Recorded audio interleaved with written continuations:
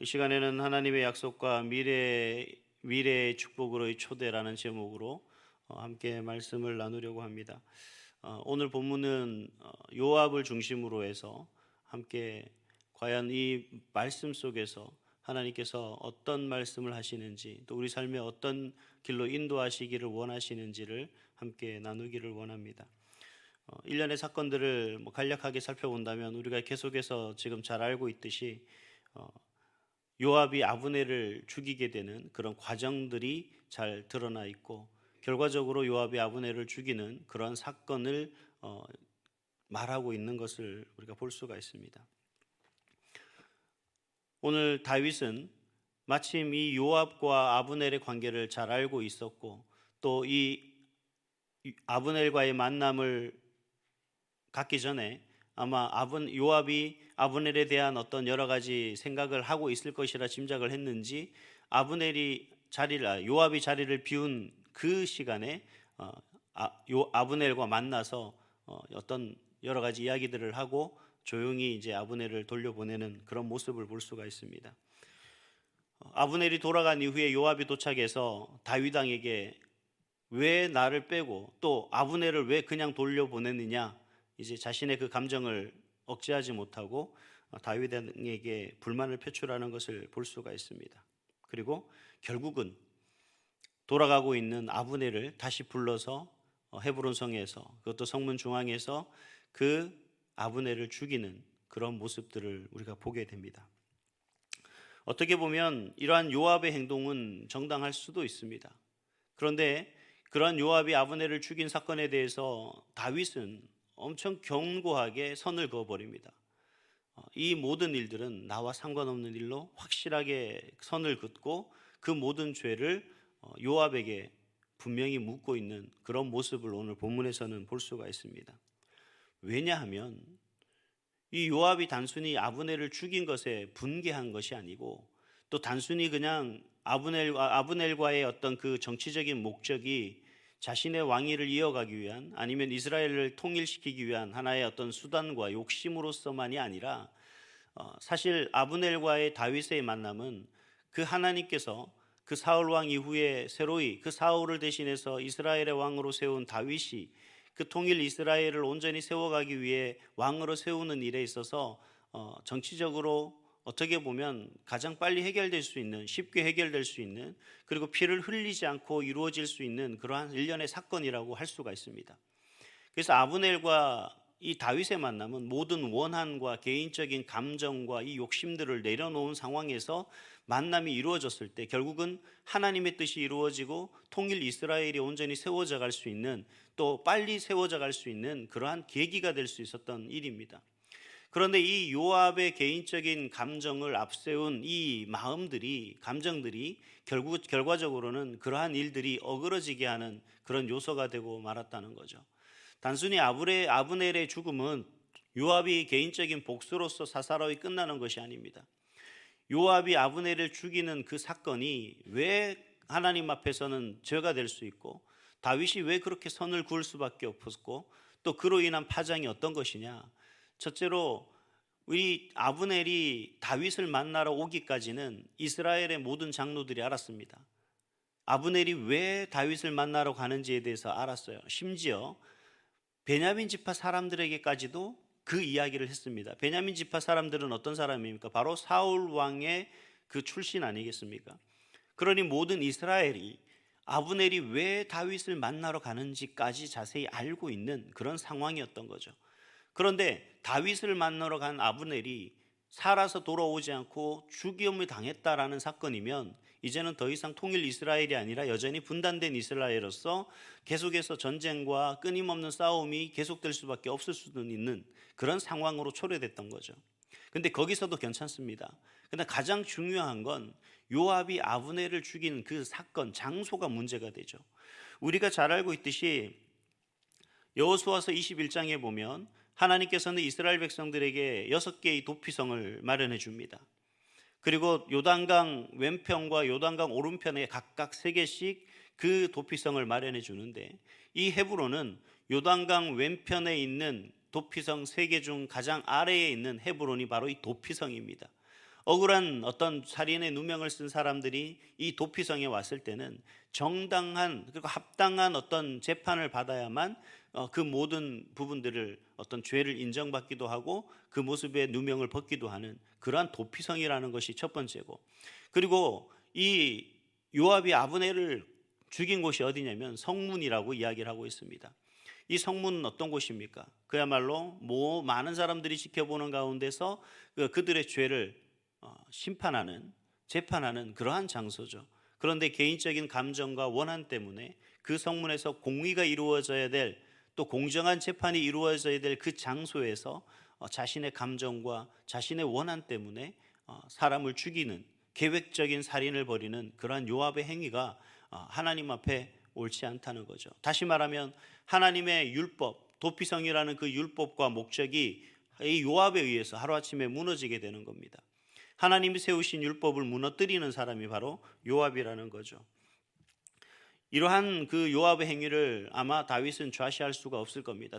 단순히 왕의 어떤 정치적 목적과 국가의 이익을 위해서만이 아니라 하나님이 세우신 그 율법을 무시하고 그 율법을 어그러뜨리는 그러한 요압의 행위가 다윗에게는 결코 좌시할 수 없는 행동이다라고 그렇게 판단을 했을 겁니다.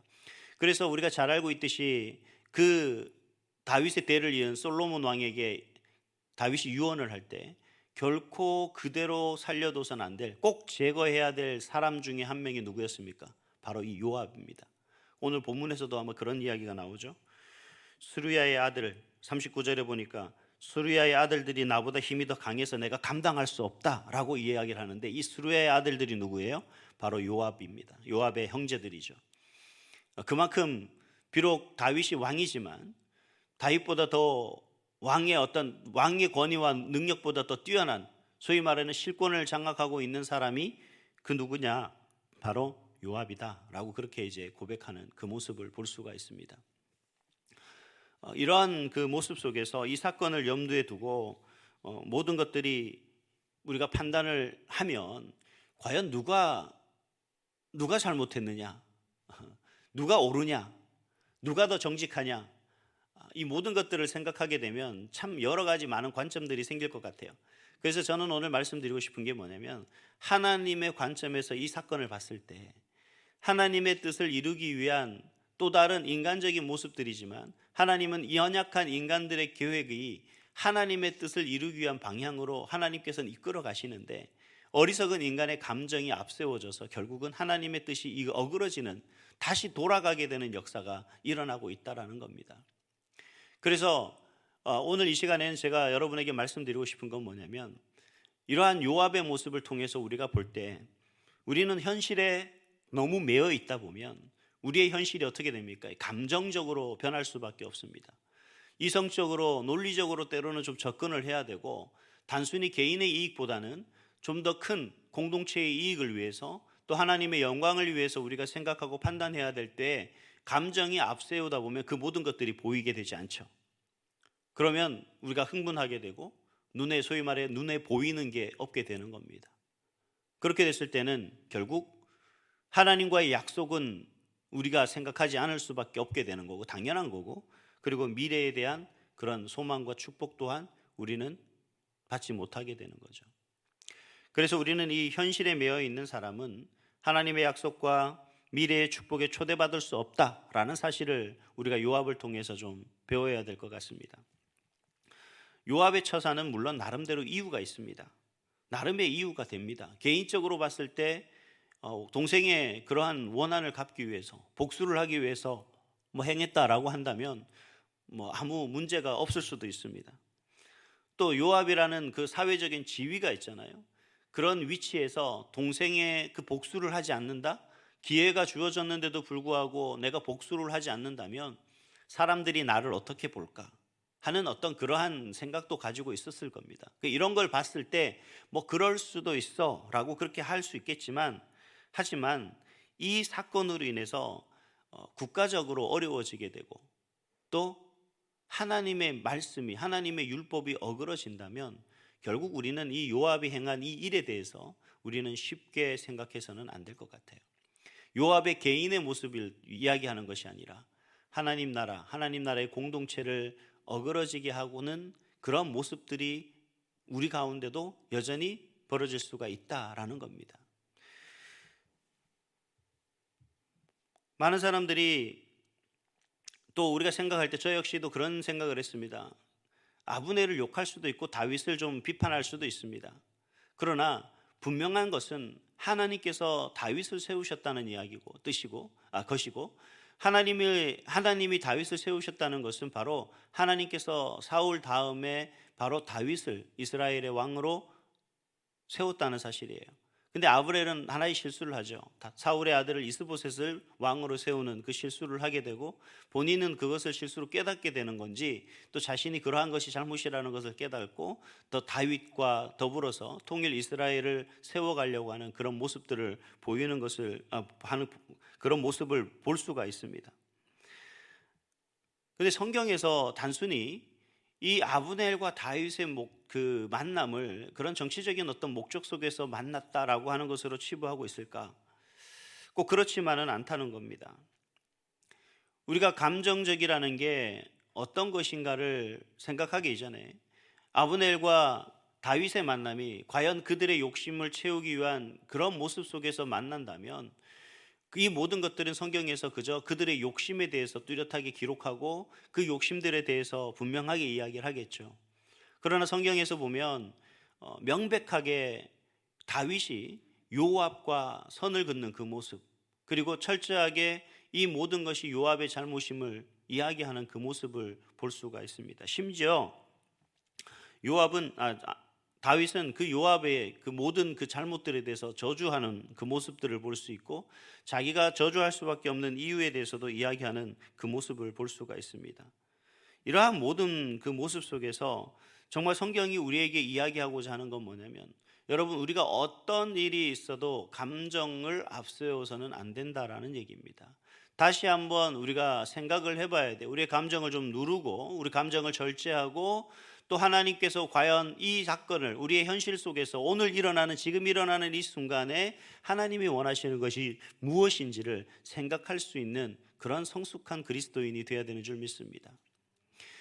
이 요한 말고 우리에게 또 대표적인 예가 있는데 바로 야곱이죠. 야곱과 에서입니다.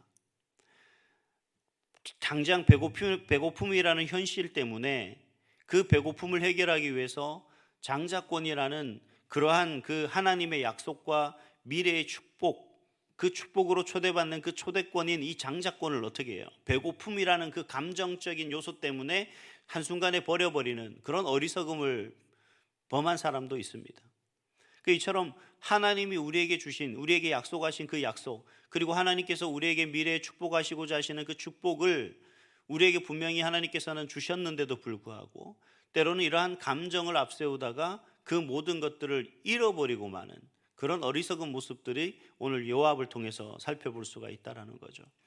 그래서 여러분, 우리는 당장의 감정을 앞세우기보다 절제의 성품을 통해서 우리가 자제해 정말 하나님의 약속과 미래의 축복을 바라보는 그런 지혜로운 여러분 될 수 있기를 간절히 소망합니다. 또 한 가지는 다름 아닌 이 진실함이라는 거죠. 우리가 어떤 문제를 해결하기 위해서는 진실함이 바로 문제의 열쇠입니다. 해결을 위한 열쇠입니다. 요압이 그 아브넬을 살해하는 그 사건에 대해서 다윗의 태도는 앞에서도 계속 말씀드렸지만 분명합니다. 명확합니다. 요압의 잘못과 그 요압의 행위에 대해서 철저하게 비난하고 선을 긋고 그렇게 나아가는 모습을 볼 수 있습니다. 사실 다윗과 요압의 관계는 그렇게 쉬운 관계는 아니죠. 다윗이 지금까지 오기까지 요압의 도움과 요압의 협력이 절대적이었습니다. 그렇기 때문에 요압 역시 다윗의 측근에서 자신의 힘을 과시할 만한, 그리고 다윗이 있음에도 불구하고 그 다윗의 눈치를 보지 않고 자신의 개인적인 원한을 갚을 만한 그런 복수극을 벌이는 그러한 사람이라는 것을 살펴봤을 때 충분히 요압과 다윗의 관계는 아주 친밀한 관계다라고 할 수가 있어요. 그럼에도 불구하고 다윗은 철저하게 그러한 요압과 선을 긋는다는 거죠. 그리고 앞에서도 말씀드렸듯이 그를 저주합니다. 그리고 명백한 그 요압의 행위에 대해서 비난하죠. 그리고 요압이 실질적으로 그들이 나보다 더 힘이 세다, 실권을 가지고 있기 때문에 나에게 이러한 일을 내 앞에서 서슴지 않는다라고 이야기를 합니다. 더 나아가서 다윗은 이 아브넬의 죽음에 대해서 깊은 애도를 표합니다. 만약 그가 정치적인 목적이 있었다면 아마 정치적으로 이스라엘 백성들이나 이스라엘 장로들, 베냐민 지파 사람들 혹은 유다 사람들이 충분히 이해할 수 있을 정도의 어느 선에서 아마 정치적인 방법과 그런 목적을 가지고 일을 처리했겠죠. 그러나 절대적으로 다윗은 이 아브넬의 죽음에 대해서 아주 진심으로 애도하는 그 모습을 보여줍니다. 애가를 지어서 부르는데 그 아브넬의 죽음에 대해서 미련한 자의 죽음과 같은가라고 이야기를 하죠. 미련한 자의 죽음이란 것은 바로 원어로 나발이라는 말입니다. 우리가 잘 알고 있듯이 이 나발이라는 말, 즉 다시 말하면 이 본문을 해석하면 33절을 해석하면 이렇게 설명을 할 수, 직역하면 이렇게 직역할 수가 있어요. 왜 아브넬이 나발처럼 죽어야 되느냐? 다시 말하면 아브넬은 결코 나발처럼 그렇게 죽어야 될 사람은 아니다. 아브넬은 미련한 자처럼 죽어야 될 사람은 아니다. 왜 굳이 그렇게 고백을 하고 이야기를 하면서 그 아브넬을 죽인 요압에 대해서 철저하게 선을 긋고 비난하고 있는 것인가? 이것은 바로 개인적인 어떤 감정과 욕심과 이 모든 것을 내려놓고 다윗이 어떤 사람입니까? 그는 하나님 앞에 누구보다도 정직하려고 애썼던 사람입니다. 만약에 다윗이 하나님 앞에 부정직한 모습으로 사람들의 눈을 속이고자, 그리고 하나님의 눈을 속이고자 그러한 애도의 표현을 했다면 성경에서는 이 부분에 대해서 분명히 말씀했을 거예요. 그리고 그것에 대해서 분명히 하나님의 마음을 어그러뜨리고 하나님의 뜻을, 계획을 생각하지 않는 어리석은 자가 다윗이다라고 이야기를 했겠지만, 오히려 다윗은 그 요압이 바로 미련하고 어리석은 자여서 아브넬이 그러한 미련한 자의 죽음과 같이 그렇게 낮아져 버렸다, 어그러져 버렸다라고 그렇게 비유적으로 표현하고 있는 것이라고 할 수가 있습니다. 결국 하나님의 뜻을 이룰 수 없는, 또 하나님의 뜻을 이루기 위해서 돌아가야 되는 그런 안타까움이 아마 다윗의 마음에 있었을 것 같아요. 그렇기 때문에 다윗은 그 아브넬의 죽음에 진심으로 애도하는 모습을 보여줍니다. 그리고 그 다윗의 진심을 바로 이스라엘 백성들도 알게 되고, 그리고 유다 백성들도 알게 되는 거죠. 만약 이 상황에서 정치적인 모습들, 가식적인 모습으로 그 아브넬의 죽음을 애도했다면 과연 앞으로 이어져 갈 그 통일 이스라엘이 그렇게 쉽게 더 빨리 이루어질 수 있었을까 하는 의심을 할 수밖에 없습니다. 결국 여러분, 우리는 어떤 일이든 우리가 감정적인 그러한 모습 속에서 해결하자 하지 말고 진심을 가지고, 즉 사람에게 진심, 더 나아가서 하나님 앞에 진실된 모습으로 나아간다면 그 모든 문제들이 해결될 줄 믿습니다. 오늘 우리 삶에 있어서 우리 앞에 어떤 문제들이 놓여 있을지 모르겠지만, 감정적인 아닌 정말 하나님 앞에서 진실된 마음을 가지고 또 그 모든 것들을 잘 이성적으로, 논리적으로 하나님이 우리 가운데 어떻게 역사하실지, 하나님 이 고난의 벽 뒤에 하나님 어떤 축복을 우리에게 약속하시고자 하시는지를 바라볼 수 있는 그런 저와 여러분이 될 수 있기를 간절히 소망합니다. 기도하겠습니다. 거룩하신 아버지 하나님,